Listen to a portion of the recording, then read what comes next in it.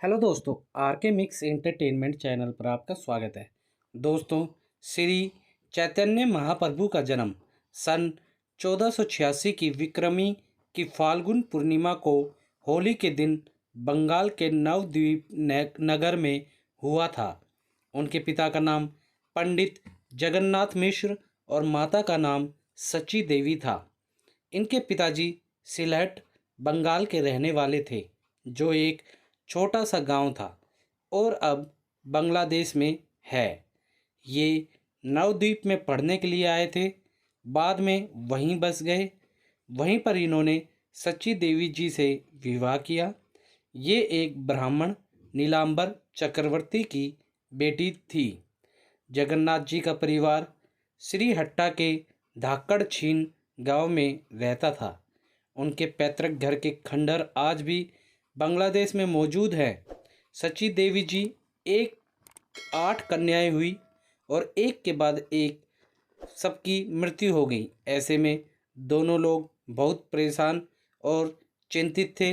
इन्होंने भगवान से बहुत प्रार्थना की, जिससे इन्हें एक पुत्र की प्राप्ति हुई, जिसका नाम इन्होंने विश्वरूप रखा। धीरे धीरे समय बीतने लगा। विश्वरूप जब 10 साल का हुआ तब सची देवी जी को एक और पुत्र की प्राप्ति हुई। दोनों की खुशी का ठिकाना ना रहा। तब तक दोनों लोग बूढ़े हो चले थे। बुढ़ापे में एक और पुत्र को पाकर वे फूले नहीं समा रहे थे। ये बच्चा बाकी सब की तरह नहीं था। ये 13 महीने माता के पेट में रहा। उसकी कुंडली देखते समय ज्योतिषी ने जगन्नाथ जी से ये कहा कि बालक सामान्य बालक नहीं है, ये आगे चलकर बहुत बड़ा महापुरुष होगा। उनकी बात एकदम सत्य थी। ये बालक आगे चलकर श्री चैतन्य महाप्रभु से के नाम से प्रसिद्ध हुआ। छोटे में इनका नाम विश्वम्भर रखा गया था। प्यार से माता पिता उन्हें निभाई कहते थे। श्री चैतन्य महाप्रभु का जन्म चरित्रामृत के अनुसार 18 फरवरी 1486 की पूर्णिमा की रात चंद्र ग्रहण के समय नवद्वीप, जो कि पश्चिम बंगाल में है, वहाँ पर हुआ था। इन्हें बंगाल में लोग भगवान श्री कृष्ण का अवतार मानते हैं। महाप्रभु भगवान श्री कृष्ण की पूजा करते थे, जिसमें वो संगीत और नृत्य का उपयोग करते थे, जिसका बंगाल में वैष्णववाद पर गहरा प्रभाव पड़ा है। वे अचिन्त्य भेड़ा अभेद के वेदांतिक दर्शन के मुख्य प्रस्तावक भी थे। महाप्रभु ने गौड़ीय वैष्णववाद की स्थापना की थी। उन्होंने भक्ति योग का विस्तार किया और हरे कृष्ण महामंत्र के जप को लोकप्रिय बनाया। उन्होंने शिक्षा शक्तिम की रचना की। ये हिंदू धर्म को मानते थे। अपने रंग के कारण इन्हें गोरांगा या गोरा भी कहा जाता था। नीम के पेड़ के नीचे पैदा होने के कारण उन्हें निमाई भी कहा जाता था। दोस्तों, श्री चैतन्य महाप्रभु की मृत्यु मात्र 48 वर्ष की उम्र में 14 जून 1534 को पुरी, उड़ीसा में हुई थी। बहुत कम उम्र से कृष्ण के नामों के जप और गायन के लिए चैतन्य के स्पष्ट आकर्षण के बारे में कई कहानियां भी मौजूद हैं। जैसा कि मैंने आपको बताया कि इनके जन्म के समय इनके पिताजी बूढ़े हो गए थे। कुछ समय के बाद उनका निधन हो गया। अपने दिवंगत पिता का श्राद्ध समारोह करने के लिए कहा गया। बिहार जाने के दौरान चैतन्य अपने गुरु तपस्वी ईश्वर पुरी जी से मिले, जिनसे उन्होंने गोपाल कृष्ण मंत्र के साथ दीक्षा प्राप्त की। यह मुलाकात और ज्ञान चैतन्य के दृष्टिकोण में एक महत्वपूर्ण परिवर्तन साबित हुआ और बंगाल में उनकी वापसी पर उनके अचानक हुए हृदय परिवर्तन को देखकर सभी दंग रह गए और जल्द ही चैतन्य नदिया के भीतर अपने वैष्णव समूह के प्रमुख नेता बन गए। बंगाल जाने के बाद और स्वामी केशव भारती द्वारा संन्यास ग्रहण करने के बाद चैतन्य ने कई वर्षों तक भारत के अलग अलग जगहों की यात्रा की। लगातार श्री कृष्ण के दिव्य नामों का जाप किया।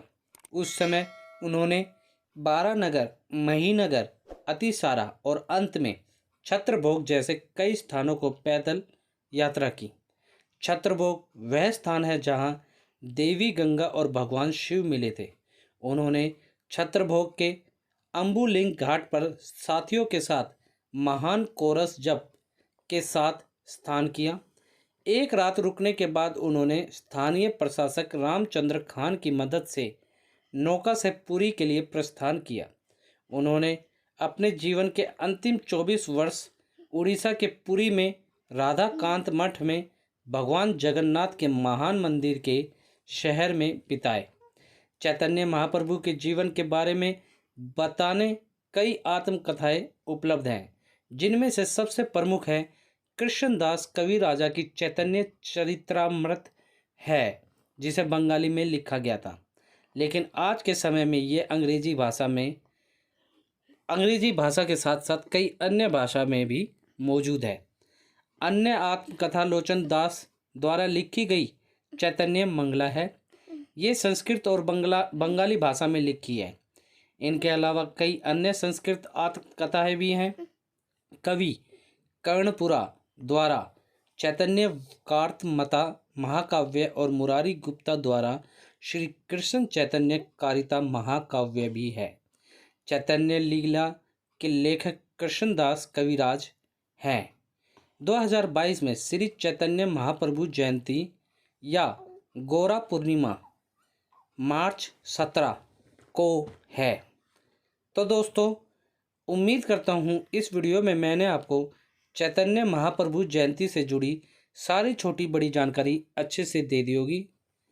दोस्तों, ये एक महान व्यक्ति थे, प्रभु थे, महाप्रभु थे। जैसे मैंने आपको पूरी वीडियो में बताया है, इनके जीवन के बारे में मैंने लगभग आपको सारी बातें बता दी हैं। दोस्तों, फिर बोलता हूँ दोस्तों, वीडियो अच्छी लगी तो वीडियो को लाइक करें, मैक्सिमम से मैक्सिमम हर जगह से शेयर करें, ताकि सबको ये जानकारी मिल सके और इनके बारे में जान सकें। और कमेंट बॉक्स में आप इनके बारे में पहले से जानते थे या नहीं जानते थे, या आप मेरी वीडियो से जाने हैं, और अगर जानते थे तो कमेंट बॉक्स में क्या कहना चाहेंगे वो आप हमें लिख के बताएं। और दोस्तों, इसी के साथ यदि आप लोग मेरे चैनल पर नए हैं तो सब्सक्राइब बटन को दबाकर मेरे चैनल को सब्सक्राइब करें और न्यू नोटिफिकेशंस के लिए बेल आइकन पर क्लिक करें, ताकि आपको ऐसी ही वीडियोस टाइम टू टाइम और सबसे पहले मिल सके। धन्यवाद दोस्तों। जय हिंद।